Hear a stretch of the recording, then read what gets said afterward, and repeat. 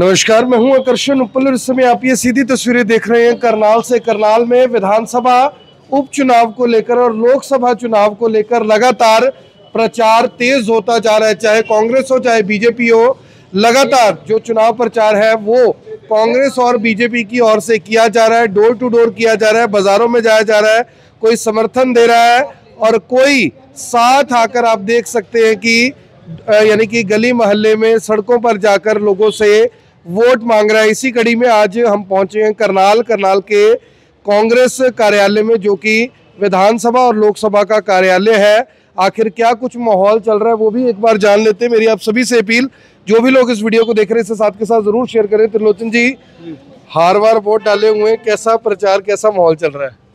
माहौल बहुत बढ़िया है, लोग कांग्रेस को याद कर रहे हैं। मैं 2014 के पहले कांग्रेस थी जिसमें हर बार खुशहाल था। 2014 के बाद करनाल को हरियाणा पता क्या नजर लगी, सब कुछ चौपट हो गया। चाहे कोरोना काल रहा हो, चाहे GST रहा हो, चाहे नोटबंदी रहा हो, चाहे काला धन वापस आने रहा हो, चाहे ऑक्सीजन की कमी हो, लॉ एंड ऑर्डर की कमी जो है, स्मार्ट सिटी भ्रष्टाचार का खबरा हो, ये सारी जरूरतों को लेकर करनाल के लोग, हरियाणा के लोग परेशान हैं। वो उसी कांग्रेस को चाहते हैं जिसमें सारे मजदूर, व्यापारी, कर्मचारी, बेरोजगार खुशहाल थे, वही कांग्रेस लाना चाहते हैं। क्या लग रहा है आपको? नायब सिंह सैनी है, लगातार कार्यक्रम कर रहे हैं, विभिन्न समाज के जो लोग हैं उनको भी समर्थन दे रहे हैं, बहुत सारे समाज के लोग हैं आपको भी समर्थन दे रहे हैं। कभी समर्थन देते हैं तो उसी समाज के लोग सोशल मीडिया पे एक्टिव हो जाते हैं, हमने तो कोई समर्थन नहीं दिया। ये चल क्या रहा है?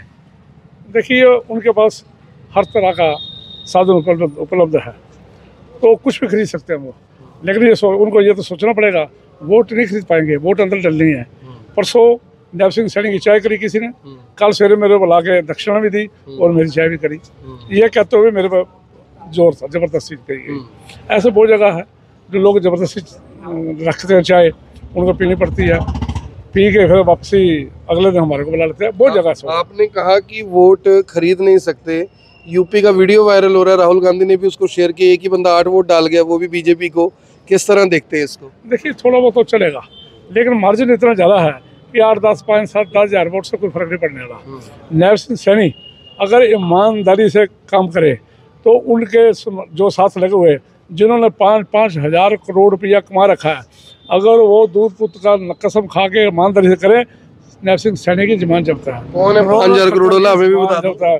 आप सब जानते हो, आपसे क्या छुपा हुआ है। तो ध्यान रखना, इतना पैसा कमा के हम महात्मा गांधी के चेला जरूर हैं, लेकिन शिवाजी भगत सिंह को कौन भी मारे हुए हैं। हम जो बदला जाके देश में ले सकते हैं, नजायज नहीं होने देंगे।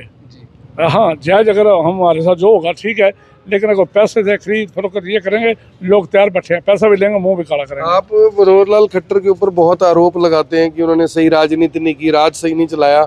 मुझे एक फोटो याद आ रही है आपकी, आप खुद मनोहर लाल खट्टर जी के लिए मिठाई लेकर गए थे, उनका धन्यवाद करने गए थे। वो क्या मामला था? लोग कह रहे हैं कि अगर उन्होंने काम नहीं किया तो फिर थैंक्स क्यों किया त्रिलोचन सिंह? देखिए, शिवरात्रि का दिन था, मेरे साथ दिनेश बंसल अंदर बैठे हैं, वो कहने लगे मैं डब्बा ले लूँ, मैं ले लो।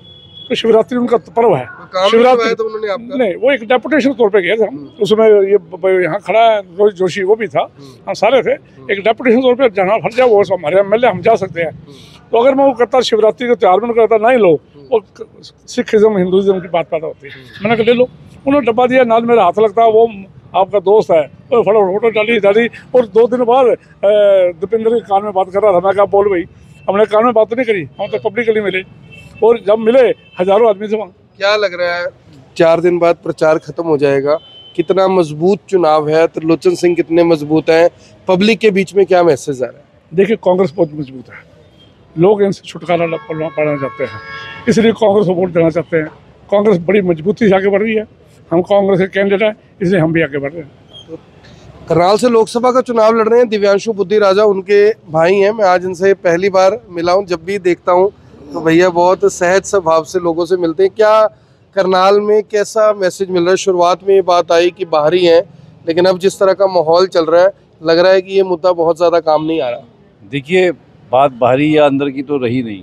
दिव्यांशु बुद्धि राजा पिछले 12 साल से सड़कों पर हरियाणा के अपने नौजवान साथियों की, गरीबों की लड़ाई लड़ रहा था। उसमें करनाल की भी जो नौजवान साथी इन्वॉल्व थे। तो लोकसभा के अंदर बात आती है कि कौन आपका जो मुद्दा, आपकी आवाज़ को बुलंदी से उठा सकता है। तो भाई दिव्यांशु बुद्धि राजा ने जो इतना काम करा था, सड़कों पर लाठी डंडे खाए, करनाल के, हरियाणा के नौजवान साथी गरीबों के लिए केस उसके ऊपर बने। तो उसने ही एक ये काम करा कि जो हमारे मनोहर लाल खट्टर जी से, उनसे बेबाकी से उसने कई बार सवाल पूछे, उनका बाजू पकड़ के, उनके काफिले में घुसकर बाजू पकड़ के भी झकझोर के उनसे सवाल पूछने की हिम्मत भी कर रखी है लड़के ने। तो पूरे हरियाणा से, पूरे करनाल से यही आवाज़ उठकर आई थी कि अगर करनाल की लोकसभा की कोई आवाज़ बुलंदी से उठा सकता है तो वो भाई देवांशु बुद्धिराजा है।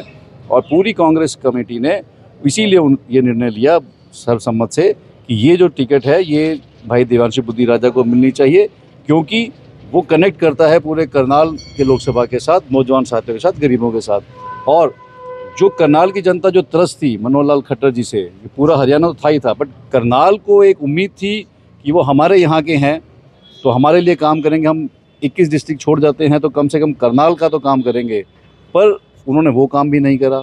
हम कहते हैं कि वो काम ना करते, चलो करनाल का भी नहीं करा, कोई बात नहीं, जनप्रतिनिधि हैं, जनता ने 2-2 बार उनको पगड़ी बांधकर करनाल से पगड़ी बांधी है, पर उन्होंने करा क्या? उस पगड़ी का अपमान करा। हमारे जो अन्नदाता जो हैं 85 साल के अन्नदाता जो थे बुजुर्ग, उनको लाठी डंडों से पीटा, घसीट कर, कितने शहीद हो गए। हमारे जो सरपंच थे, जो एक हमारा सम्मान माना जाते हैं, उनको पीटा। कोई सा वर्ग ऐसा नहीं था जिनका उन्होंने दमन ना करा हो, चाहे वो आंगनवाड़ी वर्कर बहनें हों, मिड डे मील वर्कर बहनें हों, चाहे हमारे नौजवान साथी जब रोज़गार मांगने गए, उन्हीं का वादा था खट्टर साहब का कि रोज़गार देंगे।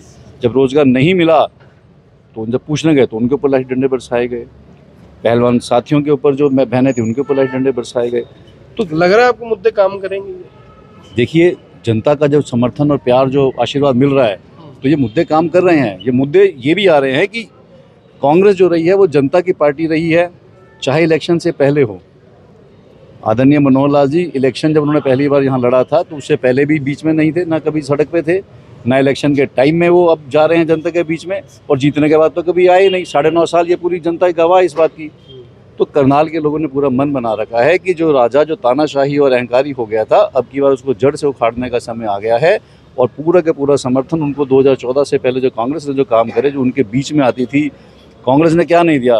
पारदर्शिता के लिए RTI भी लेकर आई है, RTE भी था, सब कुछ करा है। तो वो पूरा जो है जनता की पार्टी रही है कांग्रेस, जनता संविधान भी उन्होंने दिया है। तो पूरा ये मन बना चुकी है कि इस अहंकारी और जो दमनकारी जो ये पार्टी है और ये शासन है, इसको उखाड़ कर फेंक कर जनता की अपनी जो सरकार है, कांग्रेस की सरकार, वो लोकसभा में भी स्थापित करेंगे केंद्र में, और आने वाले समय हरियाणा में भी स्थापित होगी। धन्यवाद सर। तो फिलहाल जो गर्मी है, जो लू चल रही है, उसमें एक चुनावों की लू अलग से चल रही है, और उसमें आपने देखा कि किस तरह से जो कांग्रेस है, चाहे बीजेपी है, तमाम पार्टियों के लोग इस गर्मी में भी पूरी तरह से गर्मी का एहसास ले रहे हैं, क्योंकि सर्दी का एहसास तो जीतने के बाद ही आएगा। फिलहाल गर्मी अपने उफान पर है और लोकसभा विधानसभा का चुनाव भी अपने उफान पर है। मेरी आप सभी से अपील, जो भी लोग इस वीडियो को देख रहे हैं इसे साथ के साथ जरूर शेयर करें। आप देख रहे हैं APN24, मैं हूं आकर्षण उपल करनाल से, आप सभी के साथ लाइव। धन्यवाद।